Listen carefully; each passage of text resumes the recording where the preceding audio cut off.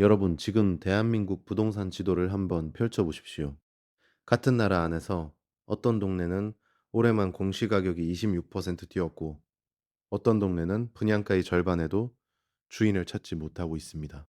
이 영상 하나로 앞으로 10년간 내 집의 운명이 어디로 향하는지 그 전체 그림을 머릿속에 선명하게 그릴 수 있도록 준비했습니다.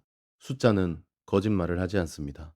2026년 3월 한국부동산원이 발표한 주간 동향을 보면 서울 공동주택 매매 가격은 전주 대비 0.09% 상승을 기록했습니다. 작은 숫자처럼 보이지만 이 상승세가 이미 19개월째 멈추지 않고 이어지고 있다는 사실이 핵심입니다. 반면 같은 주에 지방광역시 5곳의 매매 가격은 하락 전환했습니다. 이것이 바로 초양극화라는 단어가 뉴스 헤드라인을 장악하게 된 배경입니다. 서울 강남구의 2026년 공시가격 상승률은 26.05%를 찍었습니다. 송파구 25.49%, 서초구 23.32%, 성동구는 전국 최고치인 29.04%를 경신했습니다.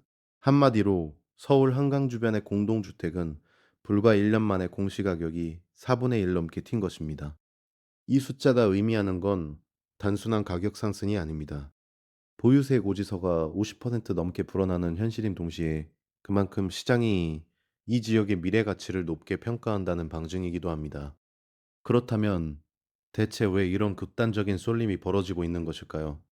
가장 큰 원인은 공급입니다. 서울의 공동주택 입주 물량은 2026년 27,158가구에서 2027년만 7,197가구로 37% 급감할 예정입니다. 2028년에는 8천에서 9천 가구 수준까지 쪼그라든다는 전망도 나옵니다. 서울의 연간 적정 수요를 약 5만 가구로 잡았을 때 2027년에는 3만 가구 이상의 공급 공백이 발생하는 셈이다.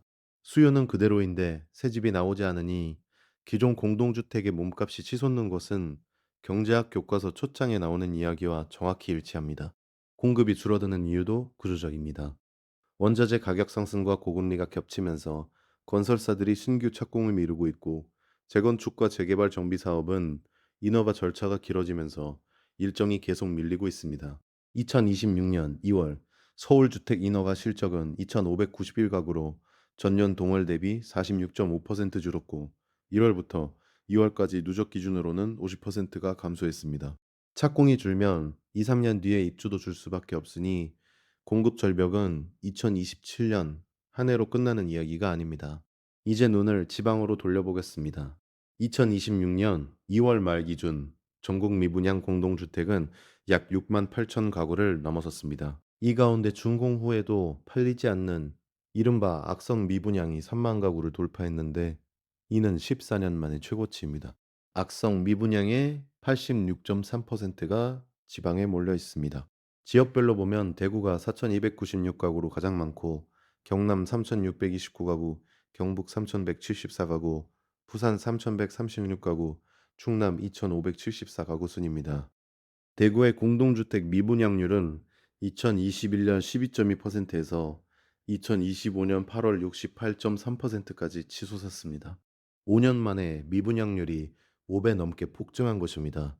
이 숫자 앞에서 지방 부동산이 괜찮다는 말은 설득력을 잃습니다. 충남 천안시의 미분양은 2025년 11월 1,424가구에서 불과 두 달 뒤인 2026년 1월 2,614가구로 급증했습니다. 경기도조차 미분양이 12,980가구에 달하면서 수도권 외곽 지역도 안전지대가 아님을 보여주고 있습니다. 왜 지방은 이렇게까지 힘을 쓰지 못하는 것일까요? 가장 근본적인 원인은 인구입니다.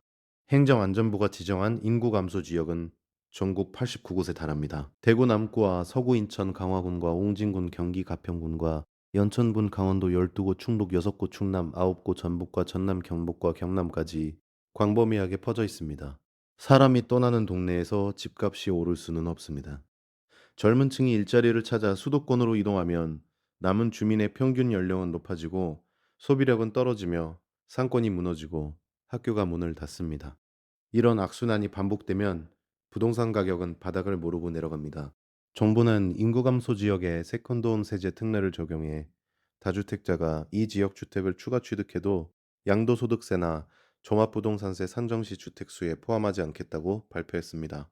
7억 원 이하 지방 미분양 공동주택을 한 채 더 사도 1주택자로 인정하는 3종 대책도 내놓았습니다. 하지만 이런 정책이 근본적인 인구 유출을 막을 수 있을지는 여전히 의문입니다.